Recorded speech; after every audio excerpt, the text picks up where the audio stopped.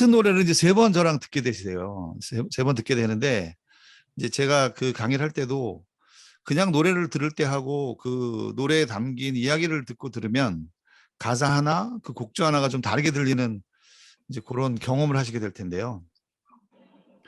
일단 박찬욱 감독하고 이제 탕웨이, 박해일 이 세 사람이 이 영화를 만듭니다. 이 박찬욱 감독이라는 사람은 사실 이 영화 중에 한 번이라도 안 본 분은 없으실 거예요. 공동경비고요. 뭐 복수는 나의 것, 올드보이 특히요. 그죠? 저는 뭐 공동경비국은 한 서너 번 봤던 것 같고 올드보이도 쭉 안 봤지만 그래도 한두 장면씩 아주 잘 봤던 영화이기도 합니다. 상상력이 좋은 그런 감독인데 이 사람이 주려고 하는 건 뭘까? 예, 보면 어떤 영화이든 마찬가지지만 영화 속에는 선과 악이 있고 뭐 윤리와 비윤리 항상 어떤 대결 구도를 만들어서 사람 거기 나오는 영화 배우 간의 갈등을 만들죠. 그리고 갈등을 해소하거나 아니면 갈등을 치유하거나 뭐 이런 방법을 하는 거죠. 보통 인간 삶은 다 그런 것 같아요. 분별하기 어렵죠. 내가 지금 하는 게 잘하고 있는 거야?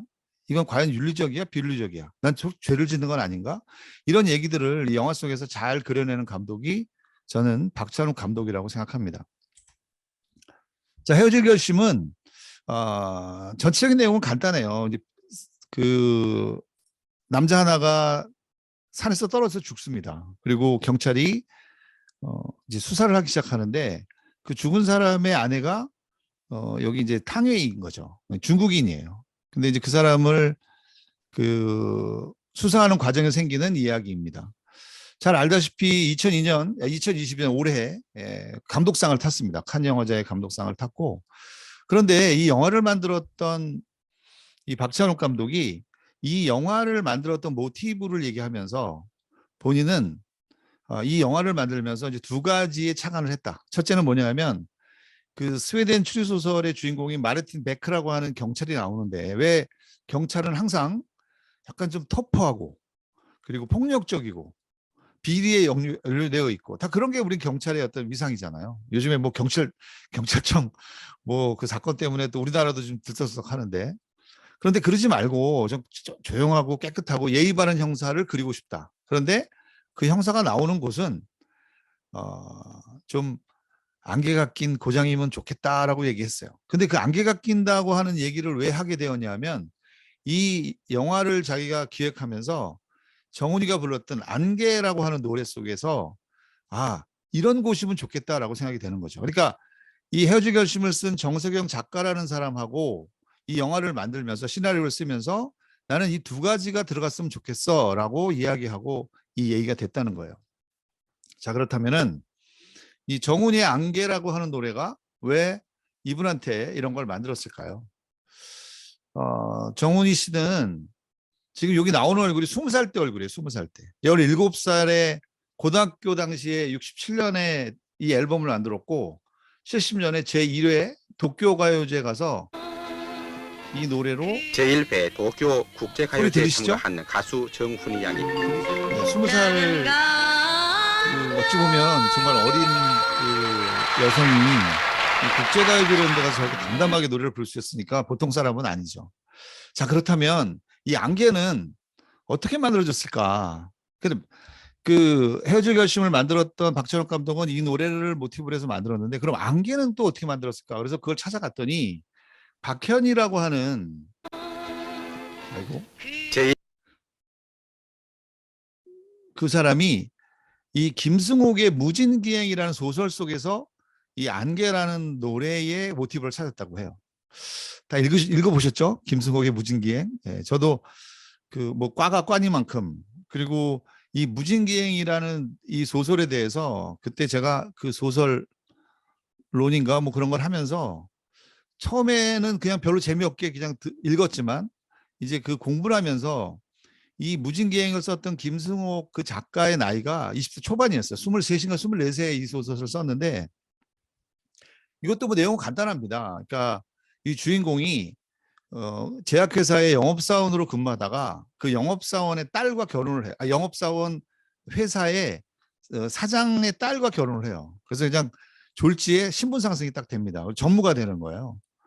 그리고 어느 날 이제 좀 당신 좀 쉬어라고 하는 얘기를 듣고 자신의 고향으로 내려옵니다. 근데 그 고향이라는 곳이 이제 무진이라는 곳이에요. 근데 보시는 것 같이 이제 그 안개 무자에다가 우리가 이제 진짜는 우리 보통 무슨 덕진진 뭐 이런 것처럼 해안가를 얘기하는 이제 그런 것이죠. 물론 가상의 곳이긴 합니다. 근데 이 김승욱이란 분이 순천 사람이기 때문에 아마도 순천의 그런 모습들을 보고 썼을 것이다라고 이렇게 예측하죠. 2박 3일 동안 주인공이 거기에 머물면서 거기에 후배를 만나고 자기 친구들을 만나요. 그리고 거기서 어떤 여자 한 분을 만납니다. 거기 내려갔더니 후배는 학교 선생님을 하고 있었고 자기의 친구는 그곳에 이제 그 세무소장을 하고 있어요. 그리고 이 친구가 딱 내려가니까 각자 그 친구 3명이서 친한 친구지만 약간의 이제 알력들이 쓰는 거죠. 너 거기서 성공했어? 나도 이거 성공했어라고 하면서 이제 서로 뭐 소주 한 잔 또 하면서 이런저런 아주 그 보이지 않는 갈등이 막 생겨나는 거예요. 그러다가 학교에서 근무하는 후배가 그 음악 선생을 데리고 나오거든요. 그래서 그분하고 이제 이 주인공하고 썸을 타요. 2박 3일 동안. 근데 이 여자분은 이제 서울에서 음악대학을 나오고 서울에 있고 싶은데 발령이 이제 이쪽 그 시골로 난 거예요. 불만인 거죠. 난 서울에 가고 싶어. 근데 이 사람을 만났더니 이 사람은 굉장히 큰 회사에 전무까지 되어 있고 이 사람을 잘 잡으면 나도 서울로 갈 수 있겠구나라고 하는 막연한 이제 기대를 하게 되는 겁니다. 자, 이 소설에서 김승옥은 무엇을 그리려고 했냐면 여기 쓴 것과 같이 이제 1960년대니까 전쟁이 끝나고 이제 아주 고속의 발달을 하고 있는 대한민국 사회예요.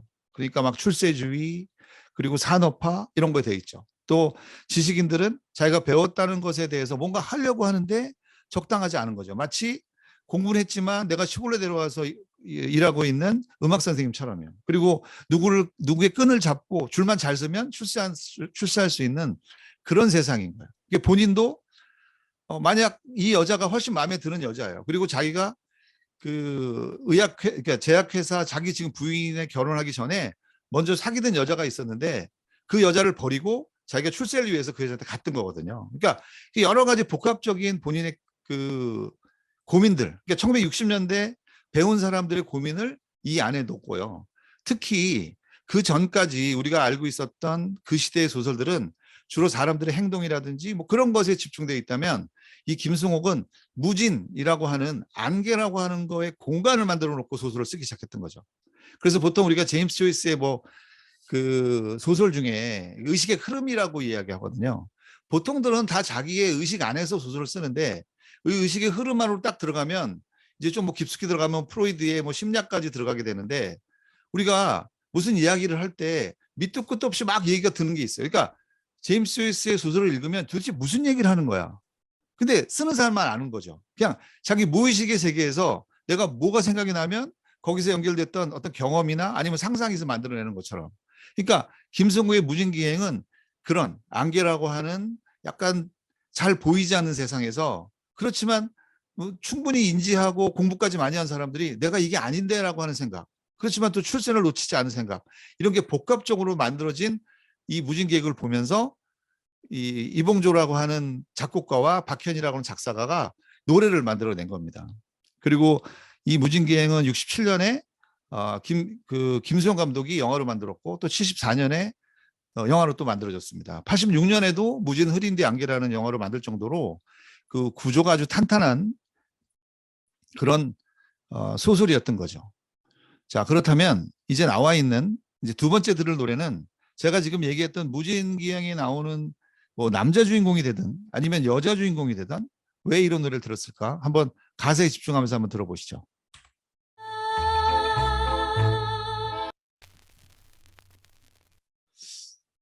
예, 1절만 들으셨는데 이제 두 번째는 전곡을 들으실 수 있어요. 예.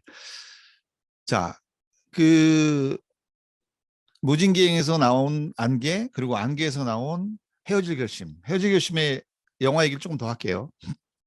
자, 어느 날 남자의 변사 사건이 납니다. 그리고 수사를 나온 박해일은 이 중국인 아내를 그 죽은 사람의 아내 설애라고 하는 사람을 만납니다. 이 여자는 중국인이에요.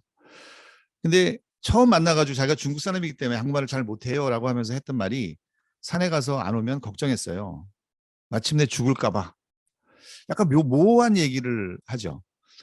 이 그 얘기 속에서 이 박해일은 그 수사관의 어떤 직감으로 혹시 이 여자가 자기 남편을 죽였을 수도 있겠다라고 생각을 하고 이제 수사를 하는 거예요. 탐문하고 신문하고 잠복 수사까지 합니다.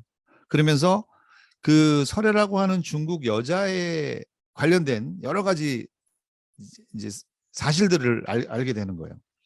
이 죽은 남편은 출입국 사무소 입국 심사 담당 공무원이었고요. 자기가 이제 그 은퇴한 후에 민간 면접관으로 근무를 했어요.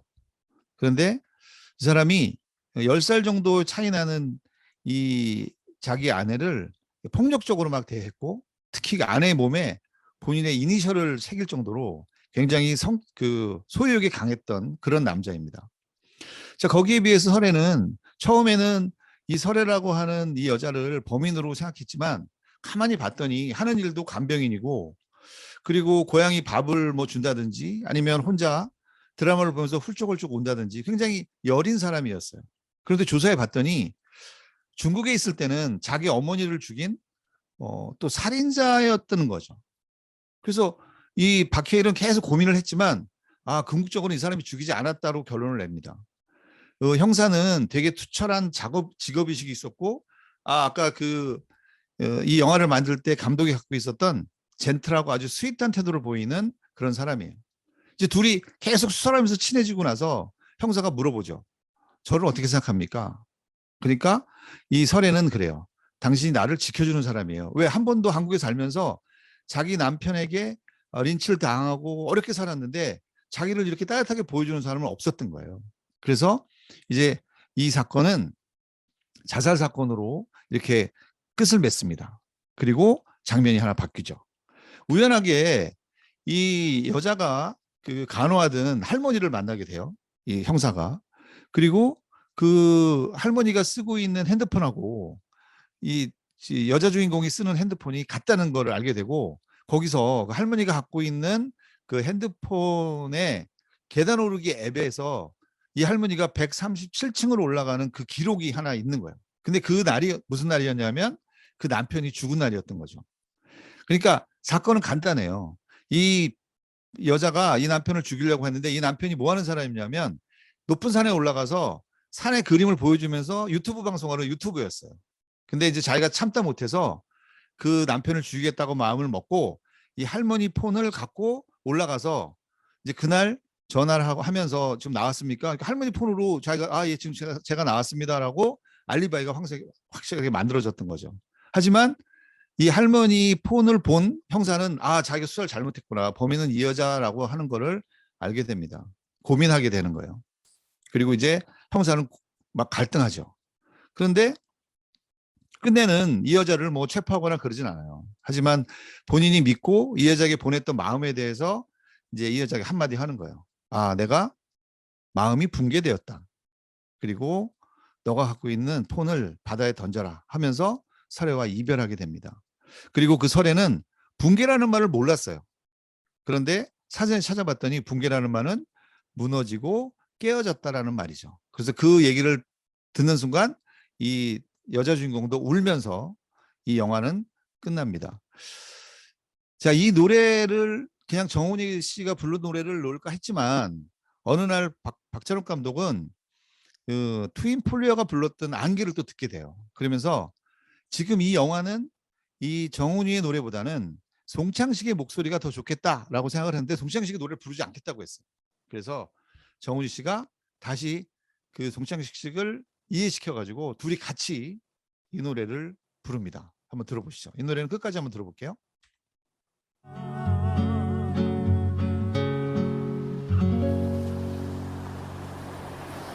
똑같은 노래인데도요.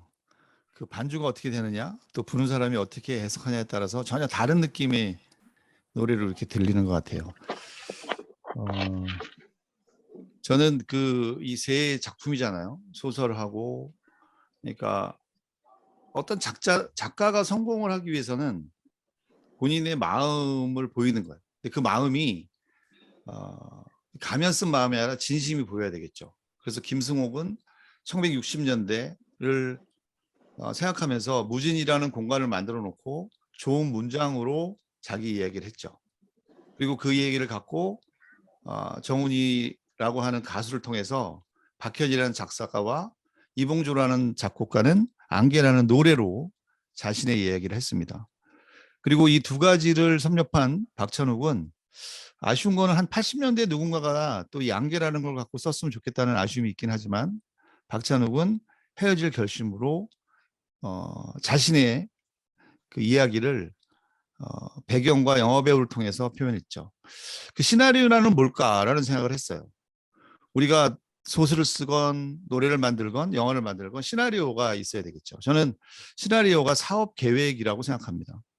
처음의 시작은 김승옥의 상상력, 또 이봉조의 상상력, 박찬호의 상상력이 만들어졌는데 그 상상력을 토대로 이제 계획이 만들어지는 거는 그 사람이 갖고 있는 과연 철학은 무엇이고 그 철학에 의해서 내가 어떤 의도로 이 노래를 만들고 소설을 쓰고 영화를 만들 것이냐라고 하는 게 들어있는 거죠. 그리고 그 작품 속에는 이 사람의 성향, 아이덴티티, 의도, 논리, 그리고 사회를 보는 독특한 시각과 독특하고 새로운 시각이 이 작품들을 만들었다고 생각합니다. 우리가 계속 그 시니어 라이프에서 철학이 부족하다. 그래서 이 세상이 이렇게 좀 잘 돌아가지 않는다라고 이야기했어요. 철학이 왜 중요한지, 그리고 우리들의 상상력이 왜 중요한지가 바로 소설 속에서, 노래 속에서, 그리고 영화 속에서 잘 나타나 있다고 생각이 되었고요. 그것이 안개라는 노래를 통해서 우리가 좀 느낄 수 있어서 저는 매우 좋은 영화가 나왔다라고 하는 생각을 하게 되었습니다. 자, 오늘은 헤어질 결심이라고 하는 노래 속에 들어있는 안개에 관한 얘기를 했습니다. 이상입니다. 고맙습니다.